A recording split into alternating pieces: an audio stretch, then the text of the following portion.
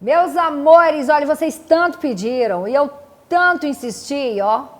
Como é que é a frase? Água mole em pedra dura, tanto bate até que fura. E essa mulher é persistente, hein?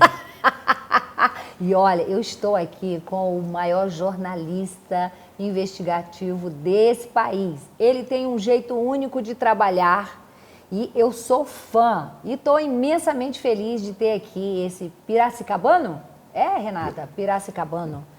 Roberto Cabrini, meu amor. Antônia, uma honra ter você aqui na minha casa. Meu Deus, obrigada. Olha, já comi broa de milho, já tomei café, entendeu? Já vi o quarto de hóspede, tá? Semana que vem eu volto para o Rio de Janeiro.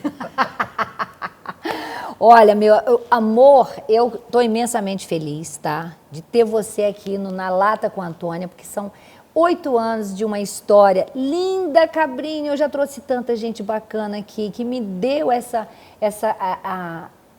Você fez no Na Lata uma referência, com certeza. Pois é, e me deu esse crédito, né, de vir aqui conversar comigo. Eu estava olhando, eu fui dormir 3 da manhã, que eu cheguei da Jovem Pan, eu falei, preciso estudar o Cabrini. Olha aqui, gente, ó, não adianta brigar comigo que vai ser assim mesmo, entendeu? E eu falei, meu Deus, o que eu pergunto pro Cabrini? Porque é um currículo tão extenso.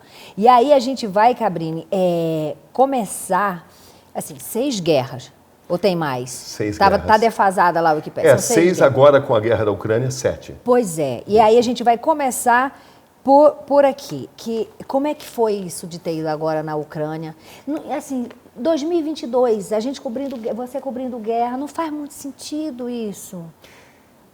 Antônia, toda guerra tem as suas semelhanças e as suas peculiaridades. Nenhum conflito é igual ao outro, você usa referências anteriores, mas ao mesmo tempo você precisa descobrir seu próprio caminho. Eu estive 4 meses antes no Afeganistão, um conflito bem diferente, um conflito onde o aspecto religioso predomina, o radicalismo. Já na Ucrânia, você fala de um país invadindo o outro, de uma questão de um país que estava sob a esfera da Rússia até 2014, agora não está mais, sobre a expansão da OTAN, da Organização do Tratado do Atlântico Norte, enfim, é uma outra problemática que você trata, mas o que existe em comum é que sempre os civis é que pagam o preço de uma guerra onde eles não têm a menor culpa.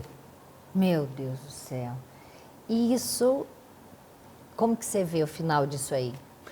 Você acha que tem... Não vejo um final em breve. Eu vejo o Putin e a Rússia tentando obter uma posição bem favorável no tabuleiro, ou seja, quando a Rússia conseguir conquistar uma parte importante de todo o território, aí sim eles vão aceitar tratar sobre a paz. Antes disso, o Putin não vai permitir que se fale sobre paz, porque ele quer ter uma posição mais privilegiada, e essa posição privilegiada vai ser difícil de ser alcançada, porque cada vez mais armas estão chegando na Ucrânia e nós estamos, sem dúvida, próximos demais de uma terceira guerra mundial. Meu Deus, e eu fico pensando assim, o presidente da Ucrânia, um ator, humorista, né? Volodymyr Zelensky. Lidando com tudo isso, você não teve acesso a... Eu tive acesso a assessores dele, e ele era um presidente que estava tendo problemas de popularidade antes do conflito. Depois do conflito, ele teve o dom de unir o país. Olha. Quem não gostava dele passou a apreciar a atuação dele no sentido de falar da importância de ser ucraniano. Então, ele realmente passou a ter uma posição invejável, de grande estadista. Ele é um homem que cresceu com o conflito. E a própria expressão dele, você nota, a maneira de se vestir, mudou radicalmente. Ele se tornou um homem de grande estatura pelo conflito, pela capacidade de unir diferentes facções dentro da própria Ucrânia. Que loucura! Precisou passar por isso que era o que a gente estava falando aqui. Porque ele era questionado. Economicamente, ele tinha tomado decisões muito erradas dentro do país. Ele estava sendo questionado. A economia da Ucrânia não estava em boa forma. E antes disso também, é preciso lembrar que a Ucrânia jamais foi aceita pela União Europeia porque ela tinha problemas sérios de corrupção dentro do sistema bancário. E o próprio Zelensky, ele era acusado de ser complacente com determinados grupos. Por exemplo, o Batalhão de Azov, que é um grupo que tem algumas tendências para a direita, enfim, para não respeitar os direitos humanos. Ele era uma pessoa contestada, mas quando a guerra começa, ele assume uma posição de estadista. Olha...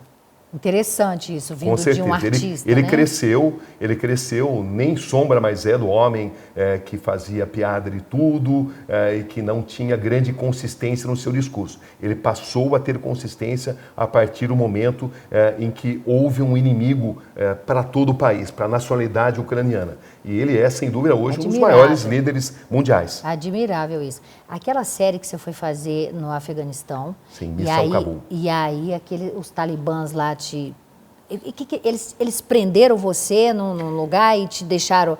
você ficou sob a custódia deles, né? Sem dúvida. Aquela imagem, naquela foto, aquele negócio assustador. Como é que você se livrou daquilo? Mas não era tudo combinado, tudo conversado? Do nada resolveram prender você lá? O que foi que houve? Antônia, a gente foi interceptado quando a gente estava na estrada. E é claro que eles têm uma desconfiança muito grande contra qualquer estrangeiro. Mas, ao mesmo tempo, eles querem propagar os pensamentos deles, porque o Afeganistão hoje precisa ser aceito pela comunidade internacional. E o Talibã, que sempre foi um grupo radical, se deu conta que para combater o seu grande inimigo interno, que é o Estado Islâmico, que é o ISIS-K, que é um braço do Estado Islâmico, ele precisa de um determinado apoio da comunidade internacional. E isso só se consegue com um discurso um pouco mais flexível com jornalistas internacionais. Mas até descobrir que de fato isso está acontecendo, vai um determinado tempo, porque os líderes estão mais flexíveis. Porém, aqueles que ficam nas estradas, aqueles que tentam implementar a filosofia talibã e que não concordam com essa posição mais flexível, esses são perigosos. Quando a gente foi interceptado, eles fizeram toda a menção que poderiam se radicalizar. Tudo poderia acontecer ali. Tudo poderia acontecer, com certeza. Mas aí você usa toda a sua experiência. Saber conversar com eles, saber mostrar que você está apenas ali para que o lado deles da história possa aparecer. Entendeu? Então, isso foi aceito e a gente acabou fazendo uma matéria notável, porque imagine, Antônia, o que é poder ficar uma noite inteira com o Talibã, conversando com eles, conseguindo diagnosticar o discurso deles, conseguindo penetrar na mente deles. Foi uma grande experiência, mas sob uma enorme tensão, com certeza. Por uma coincidência, era exatamente o dia do meu aniversário. E nesse dia, a minha esposa ligou para mim, fez uma chamada de vídeo que naquele momento foi completada. Então eu estava ali rodeado por radicais talibãs, armados de fuzis Kalashnikov, e eles querendo saber, todos desconfiados, quem estava me ligando, porque eles têm receio de que jornalistas, na verdade, estejam usando essa fachada, mas sejam ativistas políticos. Então, até eles entenderem que era minha esposa que estava me ligando, até minha esposa entender a situação que eu estava totalmente cercado, rodeado por homens armados, foi um momento que pareceu uma eternidade, né? Mas, enfim, uma grande história. E eu me sinto privilegiado porque, graças a manter ali manter o autocontrole, eu consegui passar uma noite inteira com eles e com a possibilidade de filmá-los. Porque muitas vezes eles não permitem serem filmados. Naquele dia, eles permitiram que nós os filmássemos e permitiram, assim, compartilhar os pensamentos, as contradições, as inconsistências e as convicções deles. É uma gente impiedosa é uma gente impiedosa e você pode, a qualquer momento, a impressão que eu tenho é que, assim, eles não... a vida não vale nada, né? Olha, Antônia, a gente nunca pode rotular impiedosos, né? Porque dentro do próprio Talibã existem vertentes diferentes. Então, isso que eu queria perguntar para você. Você chegou ali, no meio daquele ali, você olhou no olhar de alguém e viu assim... essa pessoa é mais tranquila que essa, esse é mais radical, esse é mais violento. Sim, aqueles que têm mais estudo, aqueles que tiveram mais contato com outras culturas, aqueles que tiveram mais contatos com outras civilizações, tendem a ser mais moderados. Mas a gente tem que entender o porquê do Talibã jamais ter sido exterminado. porque os Estados Unidos invadiram o Afeganistão, exatamente porque o Talibã ele apoiava a Al-Qaeda que perpetrou o ataque de 11 de setembro. E por que eles jamais foram exterminados pelos americanos? Porque eles sempre tiveram apelo com o cidadão comum, aquela pessoa carente, semi-analfabeta, como são grande parte, né, dos próprios talibãs, e eles sempre tiveram um determinado apelo junto a essas pessoas, porque eles são fiéis a determinadas convicções, as interpretações do próprio Alcorão. As pessoas muitas vezes confundem, né, o pensamento sunita com um todo, mas a gente tem que entender que o Talibã é um grupo sunita, que é uma das vertentes do islamismo, mas muito contagiado pela interpretação tribal do Alcorão, a interpretação da tribo dos pastuns. Então, para você entender o pensamento do Talibã, você precisa entender a cultura talibã, você precisa entender a cultura dos pastuns, que são o grupo majoritário dentro do Talibã, e isso leva tempo. Você não pode rotular, porque existem muitas correntes diferentes dentro de um próprio grupo radical. E se você for comparar, por exemplo, o Talibã com o ISIS-K é muito mais radical. O ISIS-K propõe a formação de um Estado mundial islâmico, propõe, isso é claro, é uma utopia, mas eles propõem uma expansão do islamismo radical. Já o Talibã não, o Talibã propõe controlar o Afeganistão, a área onde eles estão operando. Se você comparar o Talibã com o ISIS-K, que tem uma participação importante ali, o Talibã é até mais moderado.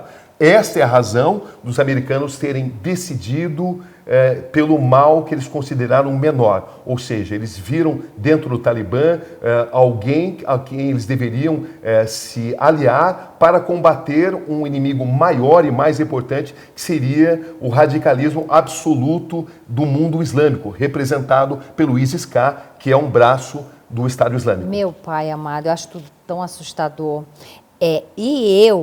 Eu sou sua fã e eu já propus para o Cabrini, gente, daqui a pouco vocês fiquem até o final, porque o Cabrini vai me fazer uma pergunta de várias formas, que é o diferencial do Cabrini. Por isso que ele é o maior jornalista investigativo desse país. Porque ele te pergunta a mesma coisa de formas diferentes. E aí, se você estiver mentindo, lascou tudo, né? Na minha opinião. Antônio, nós estamos num momento onde o jornalismo está muito partidarizado. Sim. Quando eu entrevisto gente da direita, penso que eu sou da esquerda. Quando eu entrevisto gente da esquerda, penso que eu sou da direita. Eu procuro as perguntas pertinentes do interesse da sociedade. Sim. Ontem eu estava na Jovem Pan e feliz da vida, que eu falei, eu vou entrevistar o Cabrini amanhã. Aí os outros jornalistas falaram, o Cabrini teve uma treta com o Augusto Nunes. O que aconteceu? Por que a internet falou isso? O Augusto falou, não aconteceu nada. Não, eu penso que quando acabou o programa, eu falo com as mãos e as pessoas tiveram esse tipo de... Italiano é histriônico, gente. Pensa que tá... Eu, nordestina com italiano, e às vezes as pessoas pensam que eu estou brigando. E eu não estou, é o meu jeito de falar. Claro, com certeza. Daí surgiu uma treta entre você e Augusto Nunes. Não tem absolutamente nada. Tenho uma ótima relação com ele. Eu vi várias reportagens suas, por isso que eu fiquei assim pensando qual delas eu vou levar para a conversa. Mas tem umas coisas assim que me deixam... triste, embrulhado o estômago. Uma das reportagens foi sobre pedofilia na Igreja Católica, que você fez. Eu não vi a entrevista até o final. Eu vi um filme e falando disso, e que foi até indicado para o Oscar, e no final tinha lá os lugares aonde eram lugares que aconteciam, né? Que eram focos de pedofilia na igreja. E estava... o Brasil, se não me engano, estava o Rio de Janeiro. Esse episódio, inclusive, ele é citado nesse filme que ganhou o Oscar. Ah, ele ganhou, né? Exatamente, Verdade. E esse episódio de Arapiraca que eu investiguei, com essa investigação, a gente ganhou o Prêmio ESSO, foi uma investigação que foi reconhecida, inclusive, pelo Vaticano. Foi a primeira vez que o Vaticano reconheceu casos de pedofilia, casos de abusos cometidos por sacerdotes contra coroinhas. Isso nunca tinha acontecido, graças a essa grande investigação, foram 5 grandes documentários, muitos meses de investigação, a gente conseguiu fazer com que as vítimas, pela primeira vez, tivessem voz, algo que anteriormente costumava ser jogado por baixo do tapete. Sim. Geralmente, leva quanto tempo uma investigação até você jogar a matéria no ar? Olha, nesse caso foram vários meses de investigação, porque as pessoas precisavam se sentir confiantes para poder relatar o que tinha acontecido sem temer em retaliação. Sim. Esse é o grande problema. Você está falando de um lugar do país onde a Igreja Católica, né, é vista como o poder supremo. Sim. Então essas pessoas temiam uma retaliação. E até convencê-las a contar tudo o que tinha acontecido levou um grande tempo, mas hoje eu me sinto muito feliz porque ajudou muita gente, as pessoas puderam botar para fora abusos que aconteciam desde 10, 11, 12 anos e que sempre foram negados pelos abusadores. Meu Deus do céu. E ninguém acredita, né? E muitos que calam, porque já sabe que se contar ninguém vai acreditar, e o medo também. Falar em retaliação, você já sofreu ou ainda sofre retaliação por algumas matérias? Eu costumo dizer, Antônia, que denunciados não mandam flores. Denunciados intimidam, denunciados pressionam, eventualmente processam, eventualmente fazem ameaças, inclusive para as pessoas próximas a você. Mas nada disso me assusta, eu estou acostumado, até porque eu jamais investigo por razões pessoais. Eu sempre investigo de acordo com o interesse da sociedade. E sempre faço as reportagens sob o ponto de vista do interesse do bem maior, sim, da sociedade. Então, eu me sinto muito tranquilo e as pessoas, quando percebem que eu não estou ali por razões pessoais, que eu não estou ali para perseguir ninguém, elas respeitam muito mais. Eu nunca tive nenhum problema, apesar de tantas ameaças. E isso é recorrente, né? Se eu fosse parar por causa da ameaça, eu não estava fazendo jornalismo hoje mais. Eu imagino, Cabrini, eu imagino. Guardar suas devidas proporções, eu sofro isso. Elas não me intimidam, ameaças não me intimidam. Denúncias. Eu vi uma matéria sua que você falou que você recebe muitas denúncias por dia. Qual é o critério de escolha para falar, esse caso aqui eu vou pegar? Antônio, você sabe que nós estamos num país onde as pessoas nem sempre acreditam nas instituições como deveriam acreditar. E essas pessoas acabam vendo no jornalismo uma forma de que a justiça possa acontecer. Não existe um único dia onde eu não recebo pelo menos 10 denúncias. E pedido de ajuda, não é? Me ajuda, fala desse caso. São pessoas que não têm voz, são pessoas que não conseguem expor a injustiça que elas estão sofrendo. Dito isso, a gente precisa ter em mente que jornalista não é juiz, jornalista não é delegado de polícia, jornalista não é promotor. O jornalista, ele é uma janela da sociedade que mostra o que está acontecendo para que a sociedade constituída possa tomar as devidas providências.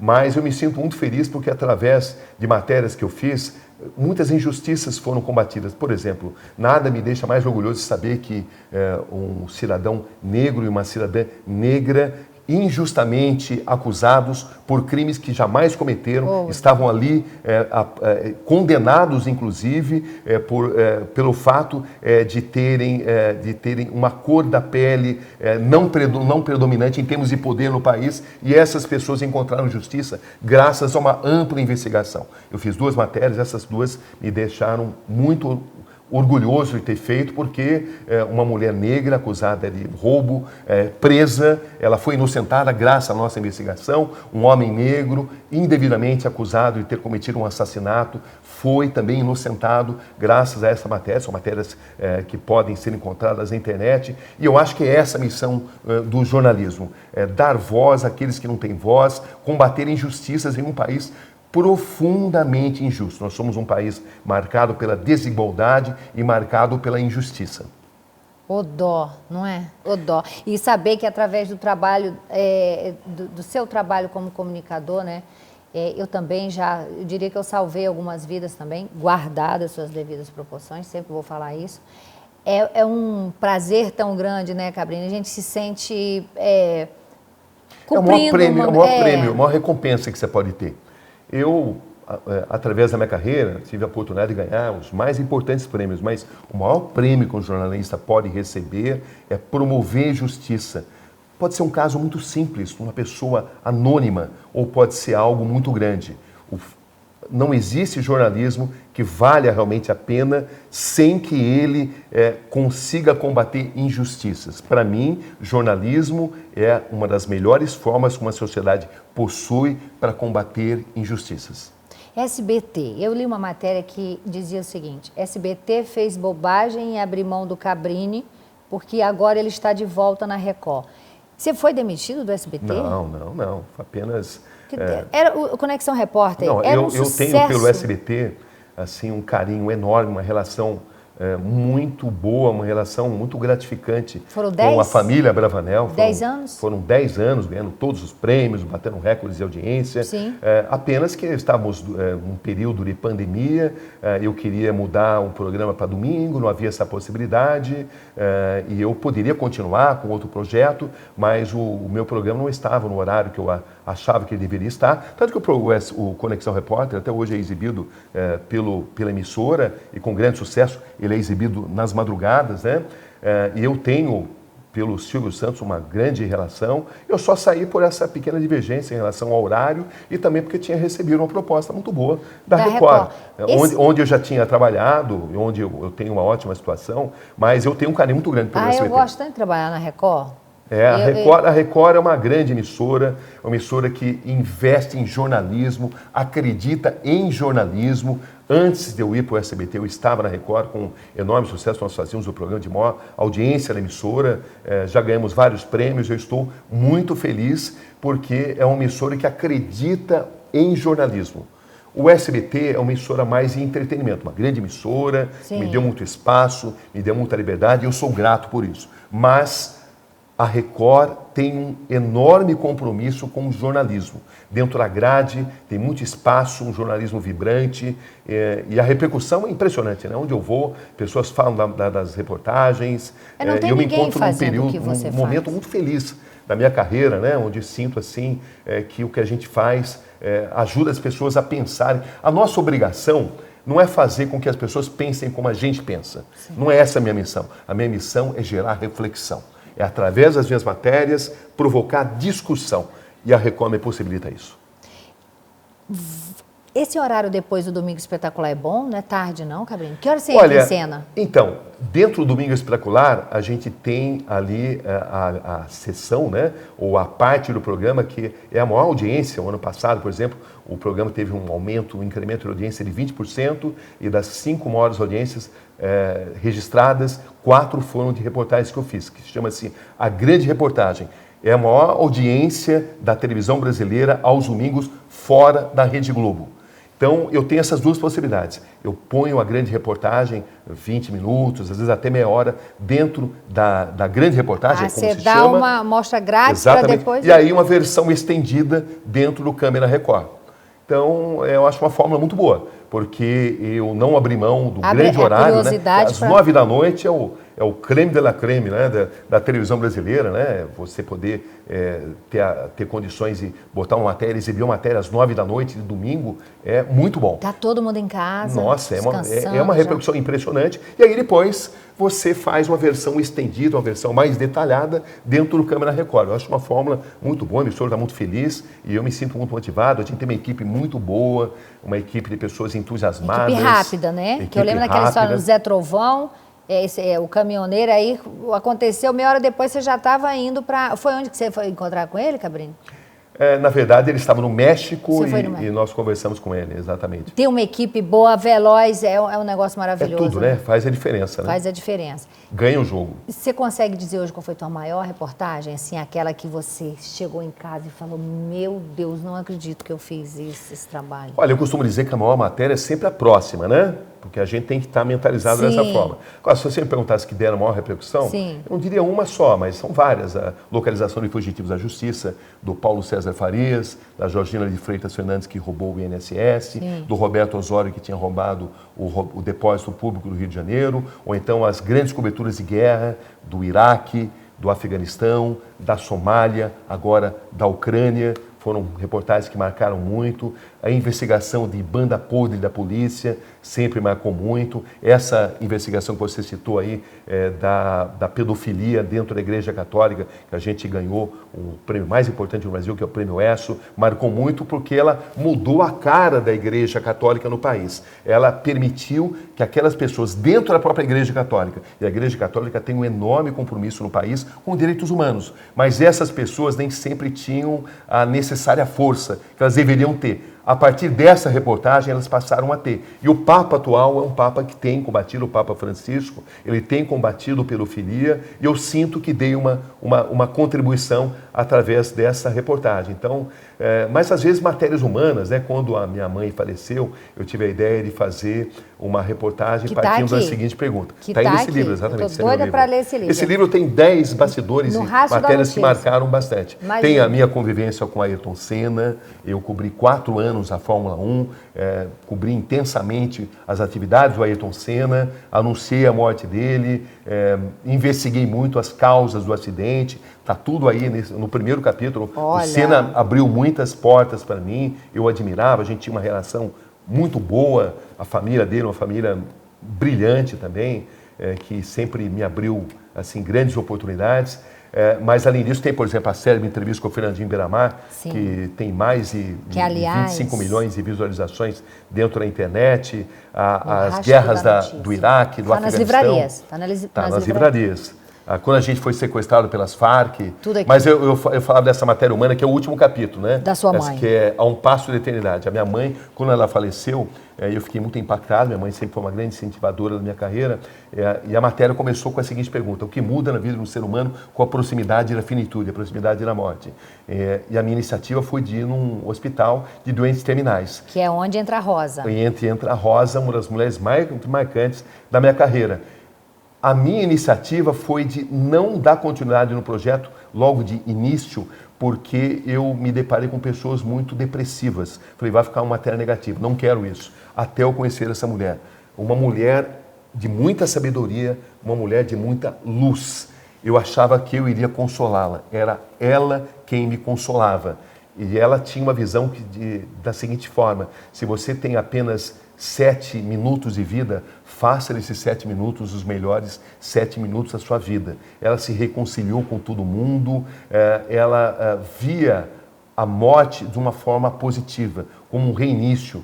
A fé dela, a visão dela de mundo é uma visão que passou a contagiar milhões de pessoas. Não há uma semana onde alguém não me fale dessa reportagem, dessa mulher, uma mulher simples, mas uma mulher simples de enorme sabedoria.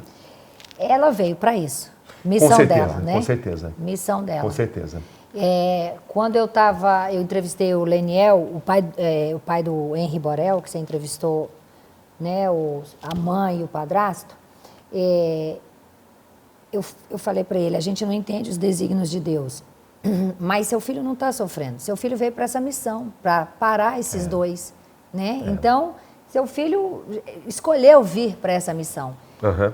Eu penso, frequentei Allan Kardec, Bezerra de Menezes, quando o Marcos morreu, quando o pai do meu filho também foi morto, lá atrás, meu primeiro marido. Então, eu me identifiquei muito e acreditei muito em tudo aquilo que eles falavam, que as pessoas já vêm com uma missão, né, e que elas escolhem vir. Tipo, se o Salvatore veio no meu ventre e ele que escolheu. É bem doido, mas não custa nada você acreditar, não faz mal. E aí você junta as coisas e você olha assim, você fala, gente, isso faz sentido. Né? Pelas relações que você tem, a coisa do resgate. Mas aí você veio, você briga com o Cabrini e foi um resgate nessa vida. Porque, do contrário, o que explicaria, Cabrini? Você ter uns algozes na tua vida que você nunca fez nada para eles, né? Que você nunca fez mal nenhum, aí de repente eles te aparecem como inimigos, e você também como inimiga deles, obviamente. Então tem que ter uma explicação para isso tudo. Você detecta quando teu entrevistado está mentindo? Detecto, com certeza. Apesar de não julgar. Mas eu parto do princípio que o entrevistado tem até o direito de mentir. Ele tem o direito de apresentar o lado dele da história, mesmo que ele minta. Cabe a mim fazer as perguntas que possibilitem ao público identificar essa mentira, mas não julgar as pessoas. Eu vou aqui, antes do nosso bate-bola, que o bate-bola pergunta para a gente acabar isso aqui, é um medo, uma alegria, um arrependimento e um na lata, mas eu queria ser entrevistada pelo Cabrini. A Renata tá ali rindo, ó. Eu queria ser entrevistada pelo Cabrini. Faz uma pergunta para mim, Cabrini. Eu tô com medo. Tá bom. Eu tô com medo, tô morrendo de medo. Você teme que a política faça perder a sua essência? Não. E se você tiver que fazer escolhas, como é que você vai fazer? Entre ficar imobilizada e aceitar determinadas situações que a sua ética não permite que você aceite? Eu cresci com minha mãe me dizendo o seguinte, Dona Antônia, duas coisas. Ela me ensinou muitas coisas, mas eu carrego muito, Dona Antônia, perca tudo, mas não perca seu nome. É uma. E a segunda é, o meu limite acaba onde o seu começa e vice-versa. Então, uma vez que eu estou indo para a política, não tem como não sentar e conversar com todos. Agora, se você ultrapassar aquilo que eu considero o meu limite, aí não tem conversa. Mas você não teme ser cooptada por esse lado negro da política? Não. O lado da corrupção? Não. O lado das trocas obscuras? Não. E se o preço for ficar imobilizada, excluída do grupo predominante? Não faço acordo com bandido. Será que você vai dar essa mesma resposta daqui a 3 meses, se você for eleita? Há 3 meses, eu vou levar essa resposta ao cume. Eu acho que daqui a 10 anos, sei lá, 4 anos, né? Aí eu vou vir aqui no Cabrini e vou falar, não. Será que você não vai concluir que fora da política você faz mais pelo país do que dentro da política? Eu fiquei, Cabrini, eu fiquei, não diria meses não, eu fiquei quase 2 anos pensando nisso. Você está preparado para as pedradas que você vai levar? Eu sou expert em tomar pedradas. Eu acho que eu já passei por... Então se prepara, porque elas virão. Meus últimos 10 serão anos... maiores ainda do que são agora. Meus últimos 10 anos foram de pedradas, porradas, apontamentos, subjugada e por aí vai. É claro que agora eu estou mudando o cenário, né, eu diria. Eu acho que agora pode ser que essas pedradas elas sejam maiores, mas eu penso que eu preciso passar por isso. E aí se eu vou ficar, se eu vou querer, aí é uma outra história, eu não consigo te responder isso agora. Você está preparado para eventuais decepções? A gente nunca está preparado para decepção, mas elas acontecem. Eu me decepciono quase todo dia com alguém ou com uma situação. Então, faz parte, decepção faz parte. Bom, eu não vou continuar, porque senão a gente vai mudar totalmente o foco, né? Mas daria para continuar. Mas você vê, olha, que estava... Ô, Renata, você viu que estava num clima, aí quando o Cabrini virou o jogo, né? Aí já é uma outra coisa. Você vê, gente, é o diferencial do trabalho de cada um. Mas aí eu não me deu tanto medo, não. Será que é porque eu estou falando? Eu não estou aqui para... Eu estou aqui para fazer pensar e para fazer com que as pessoas que estejam ouvindo as respostas possam formar uma opinião mais bem nutrida, entendeu? Não, essa é a minha missão. Minha missão é fazer perguntas. A minha opinião sobre determinado fato é irrelevante. O importante é provocar discussão. Essa é a minha filosofia. E faz divinamente bem, e é por isso que você é esse jornalista premiado, o único, no seu nicho, né, que é investigação. Cabrini, o medo. Você tem um medo? De perder os meus ideais jornalísticos. Perde mais não, essa altura? Eu acho que não, mas eu sempre procuro de forma obsessiva justiça e imparcialidade. Uma alegria. Foram tantos, mas tem aquela, a maior alegria da minha vida? Ter uma família unida, ter filhos muito próximos aos pais, passar a eles princípios, essa é a minha maior alegria. Essa é a minha maior conquista. É um legado que se deixa que ninguém toma, né? Um arrependimento, tem? Nenhum. Absolutamente nenhum. O jornalismo me trouxe muitas oportunidades, me trouxe muitos desafios, me trouxe situações de perigo, mas também me trouxe muitas vitórias, me trouxe a possibilidade de promover justiça e discussão. Eu me sinto muito feliz e acho que as situações mais desafiadoras da minha carreira fizeram parte de um contexto que eu precisava passar para se transformar no profissional que hoje eu sou. Que profissional hoje eu sou? Eu sou um profissional muito assim, preocupado em deixar um legado positivo e não simplesmente brigar por audiência. Brigar por audiência é irrelevante. O mais importante é deixar princípios, é deixar a capacidade de democratizar o país. fazendo bem o que a gente faz, não precisa se preocupar com brigar por audiência. Com certeza. Né? Deixe um recado aí na lata, por último, na lata, o que você tem para dizer na lata, para os meus seguidores, para os meus internautas, né, para esse Brasilzão, porque é o Brasil e a TV do Mundo, tem muito brasileiro morando fora que assiste o canal, viu, Cabrini? Mande um recado aí na lata para essa galera. E antes de mais nada, mais uma vez, muitíssimo obrigada. Eu tô imensamente feliz, porque, gente, olha, numa tacada só, eu entrevistei o Cabrini e ele me entrevistou, viu? Olha, o recado que eu deixaria é o seguinte: vocês que admiram tanto essa brilhante comunicadora, eu espero que o Brasil não perca uma brilhante comunicadora para ganhar apenas uma política a mais. Eu espero que você faça a diferença e jamais se arrependa, jamais se afaste dos seus princípios. E eu conto com vocês que gostam dela, vocês não podem permitir que ela jamais perca a própria essência. Que maravilha! Não permitirei que isso aconteça. Obrigada, viu? Gratidão eterna. E foi parabéns. Uma honra ter você aqui na minha casa. Foi minha, meu amor. Obrigada. Obrigada, Renata, pelo café, pela broa de milho, Cabrini pela entrevista. E sucesso, sucesso, sucesso. E aqui, gente, ó, nas livrarias, grandes histórias, as 10 maiores histórias. Imagina o que tem aqui. Eu tô doida para ler tudo que está aqui. Que com certeza é diferente das reportagens, que sempre tem uma diferença, né, Cabrini? Sempre o livro... Eu procurei escrever esse livro colocando a pessoa do meu lado, sentindo as minhas inquietações, dúvidas, convicções, tomando as decisões comigo, entendeu? Então, por isso que ficou um livro que tem sido tão apreciado, porque as pessoas passam a entender os dilemas do jornalismo investigativo de uma forma a humanizar o profissional. O profissional não é um super-homem, ele é um ser humano que vai passar por provações. Sim. Mas precisa manter também um grau de idealismo para que ele chegue a um determinado resultado. É isso. Na lata com a Antônia Cabrini. Beijo, obrigada.